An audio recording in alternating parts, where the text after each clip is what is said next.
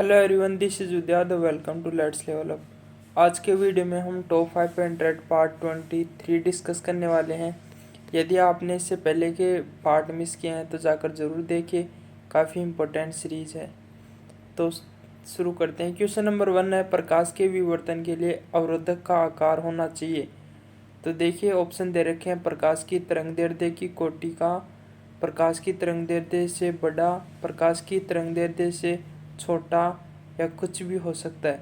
तो देखिए जो प्रकाश के विवर्तन के लिए जो प्रकाश की जो तरंगदैर्ध्य की कोटि है वो समान होनी चाहिए। तो इस क्वेश्चन के लिए एक करेक्ट आंसर है। क्वेश्चन नंबर 2 है, प्रकाश विद्युत प्रभाव की खोज की फ्रेजनल, हर्ट्ज, यंग या हाइगेंस। तो देखिए जो प्रकाश विद्युत प्रभाव है उसकी खोज हर्ट्ज नामक वैज्ञानिक ने की थी। इस क्वेश्चन के लिए भी करेक्ट आंसर है।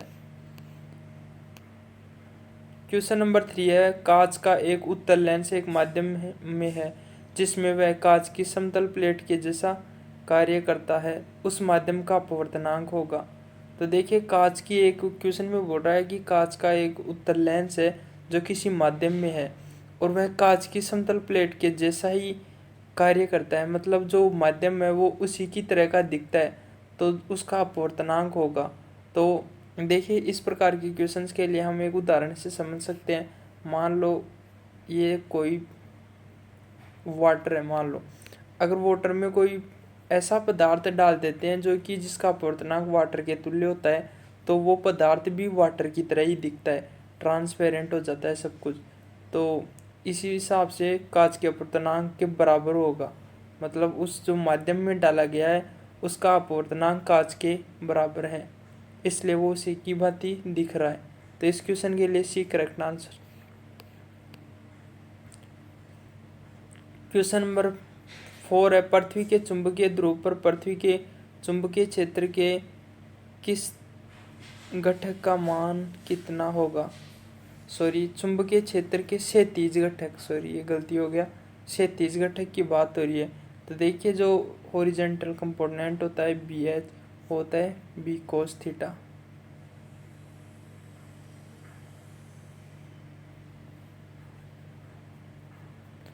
अब चुंबकीय ध्रुव की बात हो रही है, तो ध्रुव के लिए जो थीटा होता है वो होता है 90 डिग्री।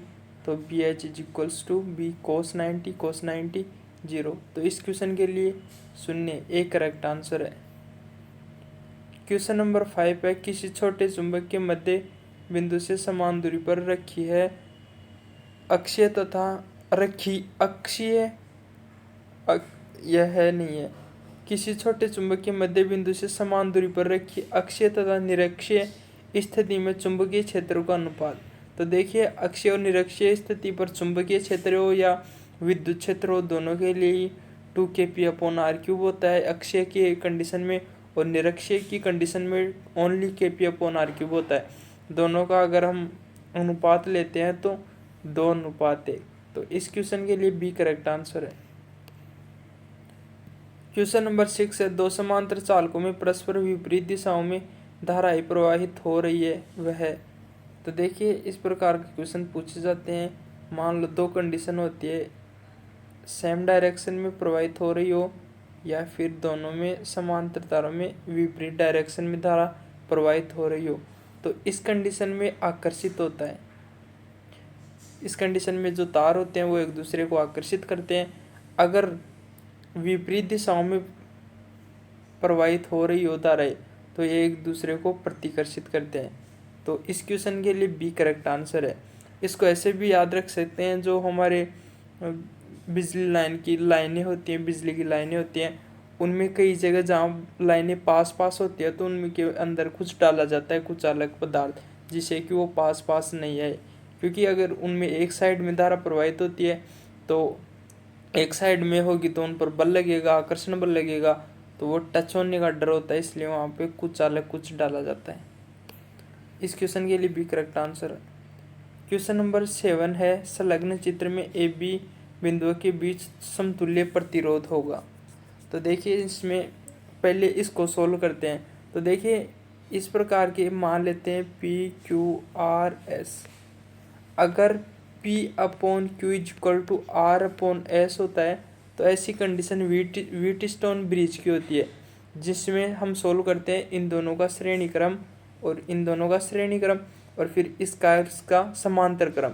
ये बीच वाला प्रतिरोध ऐसे होता है, इसका कोई यूज नहीं होता है, इसमें कोई धारा प्रवाहित ही नहीं होती है, ये प्रतिरोध की तरह काम ही नहीं करता है। तो देखिए अगर 8 का श्रेणी क्रम करेंगे तो 4 नीचे भी 4, और सॉरी 8 का श्रेणी क्रम करेंगे तो 16 और नीचे भी 16।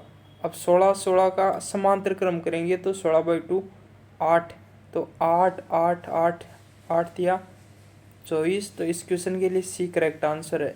यहाँ पे सब सेम प्रतिरोध दे रखे है, तो जो व्हीटस्टोन ब्रिज में अगर सेम होते हैं तो जो प्रतिरोध होता है एक उसी के तुल्य होता है। तो इस क्वेश्चन के लिए सी करेक्ट आंसर है। क्वेश्चन नंबर 8 है, किसी चालक की धारिता को निम्न में से कौन प्रभावित नहीं करता है। ऑप्शन दे रखे हैं, चालक की आकृति, चालक का आकार, चालक के समीपवर्ती माध्यम की प्रकृति, या डी है इनमें से कोई नहीं। तो देखिए जो संधारित्र की धारिता होती है वो आकृति मतलब आकृति आकार पर निर्भर करती है। जो समांतर प्लेट संधारित्र होता है उसके लिए धारिता का फॉर्मूला अलग होता है और गोलीय संधारित्र के लिए अलग होता है, और चालक के समीपवर्ती माध्यम की प्रकृति पर भी निर्भर करता है। तो क्वेश्चन में पूछ रहा है कि प्रभावित नहीं करता है, तो इस क्वेश्चन के लिए डी करेक्ट आंसर है, इन सब पर निर्भर करता है। क्वेश्चन नंबर 9 है, एक पृथककृत चालक गोले को कुछ धनावेश दिया जाता है, इसका द्रव्यमान। तो देखिए ये काफ़ी इम्पोर्टेंट क्वेश्चन है। मान लो इस प्रकार से कोई गोला है पृथककृत, है ना, तो इसको धनावेश दिया जा रहा है, तो मतलब ऐसे तो है नहीं, धनावेश जहाँ पे इलेक्ट्रॉन्स की कमी होती है उसी को धनावेश की तरह अज्यूम करते हैं। वैसे इलेक्ट्रॉन की कमी को ही धनावेश कहते हैं, वैसे धनावेश कुछ होता ही नहीं है। तो अगर किसी वस्तु को धनावेशित करना है तो उससे इलेक्ट्रॉन बाहर निकाले जाएंगे, अगर इलेक्ट्रॉन बाहर निकाले जाएंगे तो द्रव्यमान में कमी आएगी। तो इस क्वेश्चन के लिए बी करेक्ट आंसर है। ये काफ़ी इंपॉर्टेंट क्वेश्चन है, कई बार कन्फ्यूज़न होता है कि अगर धनावेश देंगे तो द्रव्यमान बढ़ेगा, लेकिन ऐसा होता नहीं है। क्वेश्चन नंबर 10 है, ध्वनि का तारत्व आवृत्ति पर निर्भर करता है, आवृत्ति पर निर्भर नहीं करता है, माध्यम के घनत्व पर निर्भर करता है, या आयाम पर निर्भर करता है। तो देखिए जो ध्वनि का तारत्व होता है वो किसी की आवाज़ पतली होना या मोटी होना वो एक गुण होता है, उसको तारत्व बोलते हैं, जो कि आवृत्ति पर निर्भर करता है। जिसकी आवृत्ति अधिक होगी उसका तारत्व अधिक होगा, जिसकी आवृत्ति कम होगी उसका तारत्व भी कम होगा। तो देखिए इस क्वेश्चन के लिए एक करेक्ट आंसर है। होपफुली आपको वीडियो पसंद आया होगा। अगर वीडियोज़ अच्छे लगते हैं तो चैनल को सब्सक्राइब कर बेल आइकन दबाएं, जिससे आने वाले वीडियोज़ के नोटिफिकेशन मिल सके। और मिलते हैं नेक्स्ट वीडियो में, तब तक के लिए जय हिंद।